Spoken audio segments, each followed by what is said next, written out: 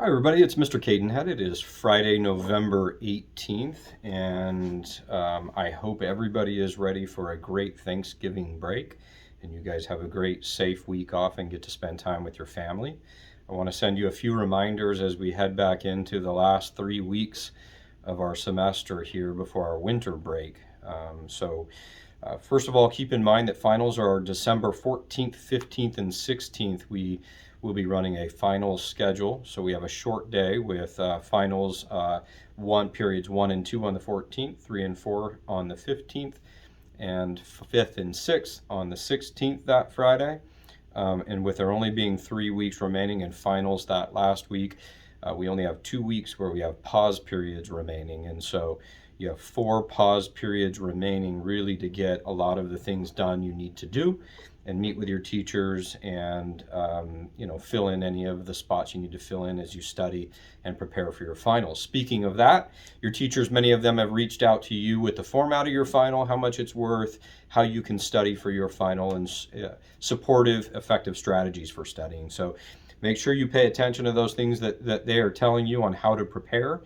Many of those have been shared with parents as well. And so on our student website, on our FHS Hub, we also have our study strategies that are available to students and parents. Parents, you'll need your students to sign into their Google account to access that presentation from our student hub, but you're welcome to access that at any time. There are a few interesting resources for you there as well. Students, don't forget, you should be reviewing learning targets, and you should be using the learning targets to review academic vocabulary for all of your classes and making flashcards of your academic vocabulary. Understanding the language of your discipline is incredibly important to your success on your finals, your AP exams, your SATs, everything that you may be doing. Academic vocabulary is incredibly important, and it's embedded in those learning targets that teachers are giving you. So make sure you go back to those. I want to say thank you real quick to our Culture Diversity Student Council for meeting this week and helping give final feedback on our guiding principles that I'll be sharing with families and students in coming weeks, and also helping start to wrap our head around our first ever celebration of culture for Folsom High School, which is going to be a week of celebration around March. So thank you for all your help, you guys, on Thursday. And a couple reminders again as we hit the last few weeks: taking care of yourself, which we talk about a lot. Sleep, sleep, sleep, right? So I know we talked about that at the start of the school year when I had all of you in the theater and I gave my presentation, but it is incredibly important, especially as we have illness going around, as all of you are aware, keeping some of you out of school, that you get your sleep. That is how you stay healthy, is make sure you set a routine.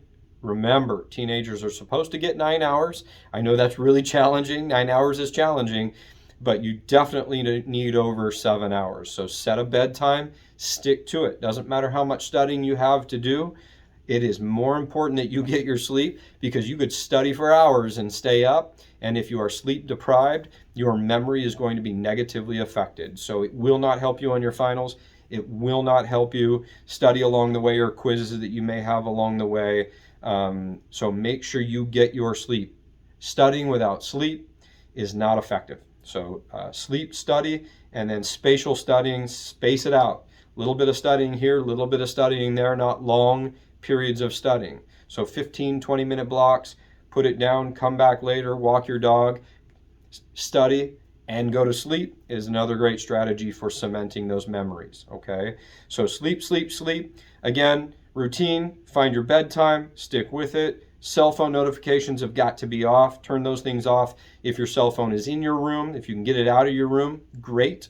Or put it on do not disturb. So turn those off so you don't get disturbed between those hours, ideally those 8 to 9 hours of sleep that you need to get. Don't forget to get some exercise, because some of you may have a hard time falling asleep, but if you get more exercise and activity during the day, especially in the late afternoon, especially as it gets dark earlier, if you can get some sunlight around the 3:30 to 4 o'clock after you get out of school, before the sun goes down, that will help initiate you needing to go to sleep. Okay? So a lot of information, but it's a busy time, and I want to make sure that everybody is healthy and successful the last 3 weeks. And then finally, to everybody, I just want to say thank you all. Again, I know that whether it's with our staff and our teachers or our parents and our students. You all have a ton of choices these days about where you work and where you want to go to school and where you spend your time. And for us at Folsom High School, it's an incredible honor that you are choosing to spend your time as a Bulldog. We don't take that for granted, and we love being with you. And we hope that you've had a great semester to this point. So thank you all to everybody who's worked to make this successful. Everybody have a great Thanksgiving, as always. Read a good book, hopefully this week without pictures. Have a passion for something positive. Take a lot of opportunities this week to tell your family that you love them. And our key word, great word for this week, is balance. Have a great week, guys.